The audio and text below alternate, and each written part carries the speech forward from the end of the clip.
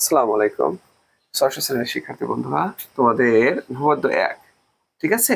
এটা কিন্তু এরকম আসতে পারে, বলতে পারে এরকম পি কিউ রেখার ও বিন্দুতে ও এম রশ্মি মিলিত হয়েছে। আমরা ছবিটা এঁকে দেখি। ধরো এটা এটা পি কিউ রেখা, তাই না?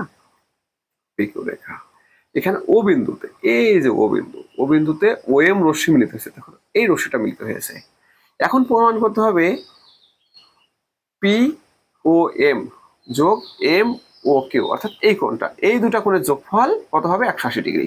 তাহলে আমরা লিখতে পারি যে অ্যাঙ্গেল, প্রমাণে যায় একবারে, পি ও এম যোগ অ্যাঙ্গেল এম ও কিউ, দেখো সমান।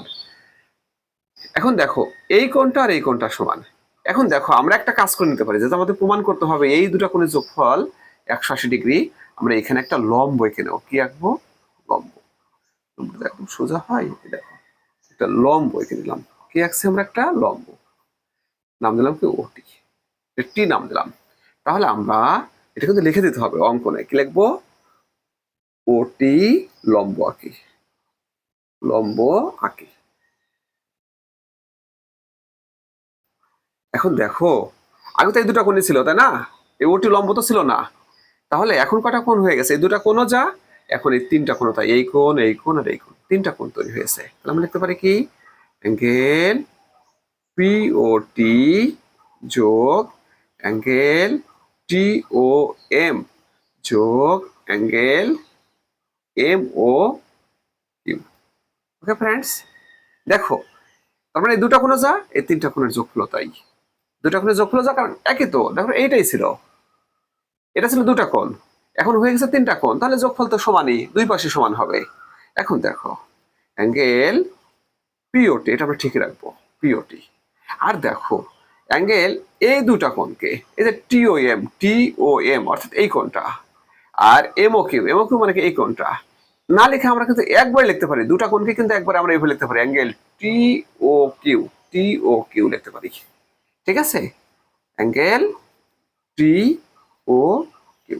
ওকে ফ্রেন্ডস, এখন দেখো আমরা কিন্তু আগেই শিখেছি যে যেখানে লম্ব তৈরি হয়, লম্বের উভয় পাশে দুটো সমকোণ থাকে। তার মানে এই পাশে একটা সমকোণ আছে, এটা একটা সমকোণ হবে। ঠিক আছে? লম্বের উভয় পাশে অবশ্যই সমকোণ থাকবে। এখানে আর একটা সমকোণ হবে, সমকোণ হবে। লম্ব মানেই উভয় পাশে দুটো সমকোণ। তাহলে তোমার পিওটি এটা সমকোণ, অর্থাৎ এক সমকোণ লিখতে পারি আমরা, এক সমকোণ, সমকোণ যোগ টি ও কিউ, এটা এক সমকোণ লিখতে পারি, এক সমকোণ। ওকে, তাহলে আমরা লিখতে পারি সমান দুই সমকোণ, দুই সমকোণ। ওকে ফ্রেন্ডস, দেখো তোমাদের বইতে কিন্তু লেখা আছে, এরপর সরাসরি রশ্মির কথা উল্লেখ নাই, বলছে একটি রেখার একটি বিন্দুতে একটি রশ্মি মিলিত হলে প্রমাণ করো উৎপন্ন কোণ দুটির যোগফল দুই সমকোণ। আবার এভাবে আসতে পারে কিন্তু। ঠিক আছে, এটা তোমাদের মনে রাখতে হবে। তোমাকে একেবারে স্পষ্ট করে দিতে পারে পি কিউ রেখা, আবার অংশ রেখা উল্লেখ নাও করতে পারে, তখন তোমার স্বাধীনতা, তুমি এ বি সি ডি যে কোনো রেখা নিয়েই করতে পারো অঙ্কটা। ঠিক আছে ফ্রেন্ডস, তোমাদেরকে অসংখ্য ধন্যবাদ এই ক্লাস অংশগ্রহণ করার জন্য।